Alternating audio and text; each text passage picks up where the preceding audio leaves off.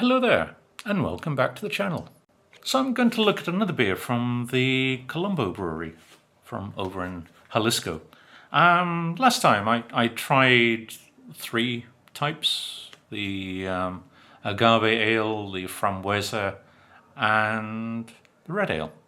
I'm only going to look at one today, which is their pale ale, which is a nice 5.9% beer. And I do like a nice pale ale. I'm not going to try the last three, which are more stronger, darker beers. Well, not too strong. They're more porters. I don't think the combination would go quite so well. It would kind of overpower those beers. So I'll do those as separates. So we'll just look at the pale ale today. So here we go. I've noticed with all these beers there's a certain amount of yeast in the bottle.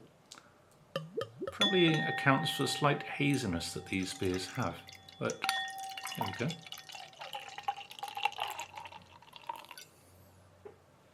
Okay, so here's pale ale, 5.9% in alcohol. Has a nice colour, rather like a pedigree from the Marsden's brewery in Britain. And also a little like many of the other, what we generally call bitters, but are generally pale ales.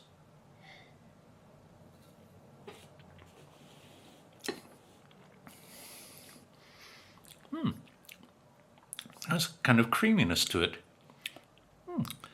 It is rather like a British ale. I mean, there's a difference between a bitter and pale ale. And pale ale is not as hopped. It's not quite so strongly hopped. A bitter can be a little hoppier.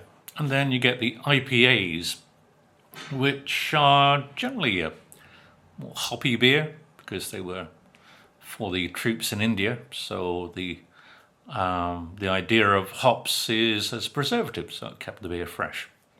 But now the IPAs you get from the American brewers and some of the ones here in Mexico, like Lupuloso, that they do tend to have rather a strong hoppiness. But many of the Mexican IPAs not as hoppy, and they're a little more balanced.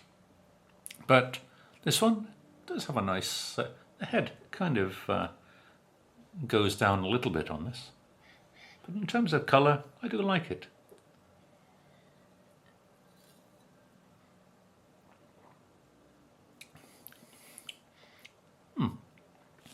Very pleasant.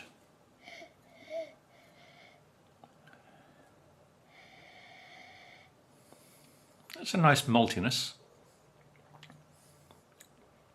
So this is what you would call a session beer in terms of flavour and body.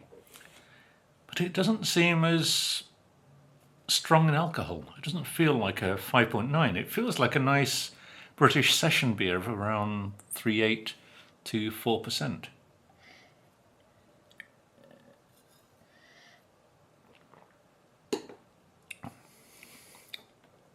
But this is definitely a good beer to have with maybe light meats. What does it say on the pack here? I don't know if the pale ale is on this list that came with the other beers. No, it doesn't actually include the pale ale in the list of the characteristics of the beers. Oh, I'm now getting a lovely hoppiness creeping down on the tongue. It's one that is a creeper. It kind of comes up on you, the flavour. It is nice. It's not an overpowering hoppiness. It just has a nice hint of hoppiness.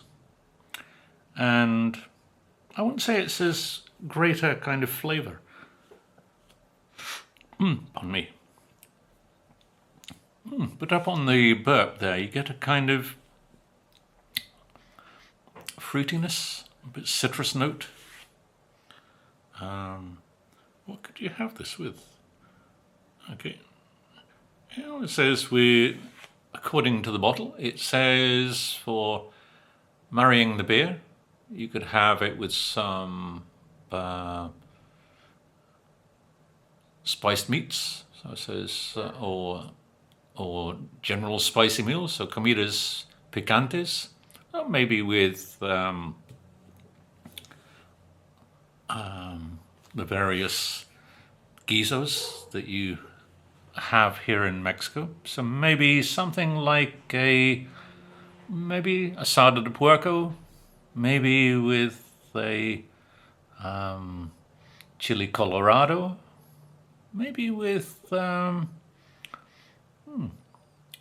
let me think of some of the other things you could have it with. I'll be back in a moment. Thinking about it, maybe birria, because after all, it is a tradition of Jalisco to have birria, and this is a beer from Jalisco. But a very nice beer. I do like that. That is rather a nice one indeed. And it has a very nice flavour. I wonder what else you could have this with. Maybe with fish. Maybe you could have it with a nice fillet and some fish and chips. That would go well. Oh yes. There are so many things you could have this beer with. So, thank you all for tuning in. Please like and subscribe from those buttons below. See you soon, and as I always say, enjoy a beer. Cheers for now.